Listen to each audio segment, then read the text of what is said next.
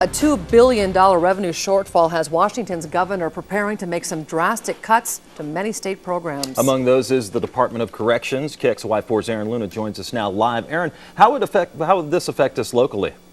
Well, Mike and Anita called the state office for the Department of Corrections to talk about this and got the impression that things wouldn't be so bad. However, community corrections officers here in Spokane say this is a direct threat to the public safety.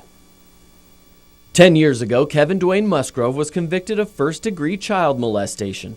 When he got out of jail, he was placed on probation, but budget cuts shortened the length of time he was supervised. Now the state is looking to cut budgets again. I think our number one concern is the public safety, and we're in the community too. I mean, we think about, our neighbors, our families, our friends. 36-year DOC employee Tim Foley knows each offender has a different story. It varies case to case.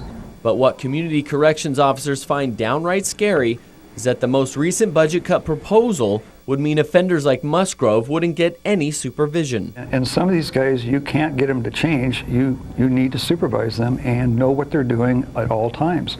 Again, for pure public safety. Right now, the DOC is slated for a $45 million reduction. You can save money on the front end by eliminating things, but nobody's ever factored in what the cost is of not having supervision. Christy Hamilton, the director of Spokane's cop shops, works closely with the community. She knows how important a corrections officer's support can be for someone on parole. We don't know how long it takes, but not having that supervision piece, not having that, is a direct impact on community safety at the most basic of levels. Under the proposal, most offenders' time on supervision would be cut from 16 to 12 months.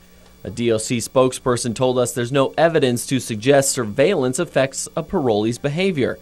But Foley, who's on the front lines, disagrees. It does affect behavior. I mean, if somebody knows they're being watched, they're usually going to toe the mark a little better. Some corrections officers would also lose their jobs.